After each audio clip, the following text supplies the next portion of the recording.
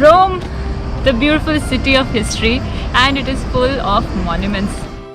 In this video, we will be roaming in the popular Roman Forum, where you will see all the iconic monuments जो आपने रोम के cover pictures में देखी होंगी.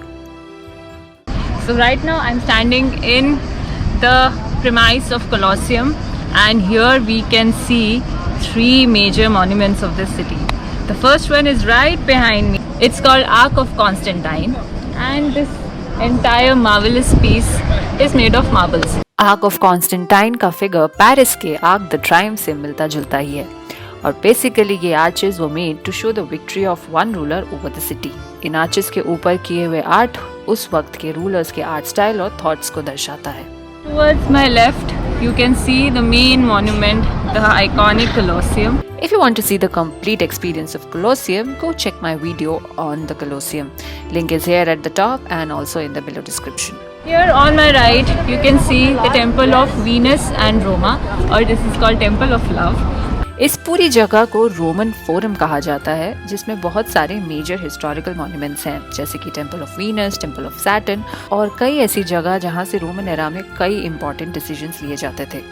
इस पूरी जगह का कॉम्बो टिकट है 17 यूरोस, जिसमें कोलोसियम और रोमन फोरम शामिल है. So we're heading to Temple of Venus.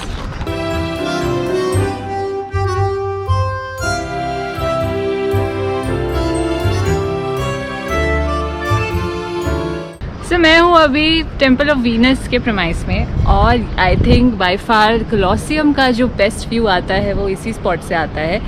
Something about temple of Venus. Temple of Venus is significant for goddess Venus, और वो फॉर्च्यून और लव की देवी है.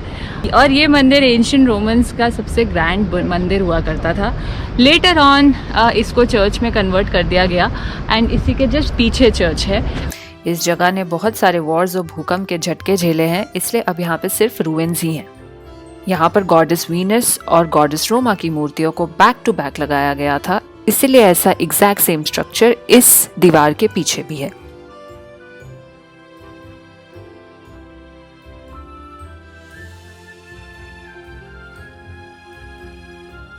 As stated earlier, this was converted into church later on. This museum has a lot of evidence on the timelines of this temple. Roman forum में इतने spots हैं और यहाँ पर आपको अच्छे से घूमने के लिए कम से कम 4 से 5 घंटे चाहिए. जगह जगह पे ऐसे मैप्स लगे हुए हैं जहाँ पे आपको पता चल सके कि आप अभी कहाँ खड़े हैं, एंड तो क्या क्या है आपके आसपास घूमने के लिए. So it's like a simple game we are playing based on the map, और we are trying to cover as much as we can. Another place that is worth your notice is the Garden of Farnese. ये garden 30 साल के बाद अब खुला है for public use, and this is an example of Renaissance era. History के हिसाब से यहाँ पे imperial families के रॉयल घर थे जिनका अभी excavation नहीं हुआ है. But this garden is a refreshing place between all the city structures. Okay friends, so we are at a spot in Garden of Franesco, और यहाँ से the old Roman city and the new Roman city का बहुत ही अच्छा mixture and a good view है. Just look at this place guys. This is filled with so much history, so much grandness, so much heritage, and so much architectural marvels are here. Say hello to the camera. Is that a vlog or something? Yeah. यहाँ पर और भी important spots हैं, जैसे कि arch of Titus, temple of Romulus, Basilica of Maxentius, and many beautiful fountains.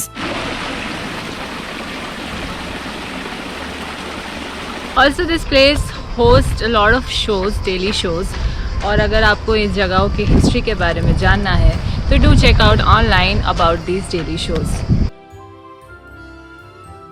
एक और नमूना मेरे पीछे रोमन आर्किटेक्चर का.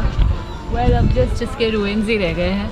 इस एरिया में जहाँ पे हम खड़े हैं, यहाँ पे बहुत सारे टेम्पल्स हैं, और यहाँ पे सिटी के पॉलिटिकल डिस्कशंस होते थे. This is Temple of Saturn, which has a significance in Roman history.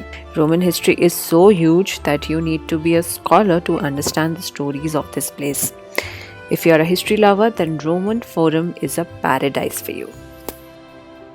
रोम के आर्किटेक्चर में स्मॉल, छोटे जैसे शब्द नहीं है. यहाँ सब कुछ बड़ा और बहुत ग्रैंड है. Like the street which is filled with grandeur.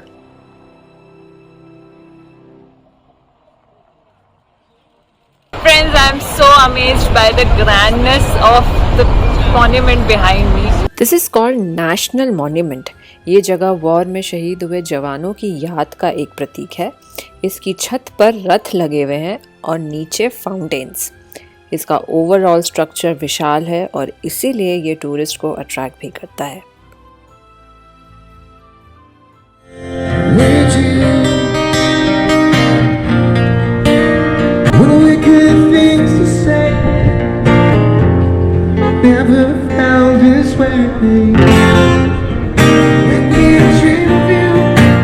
And that's it for today's video. In the next video, we will see the smallest country of the world.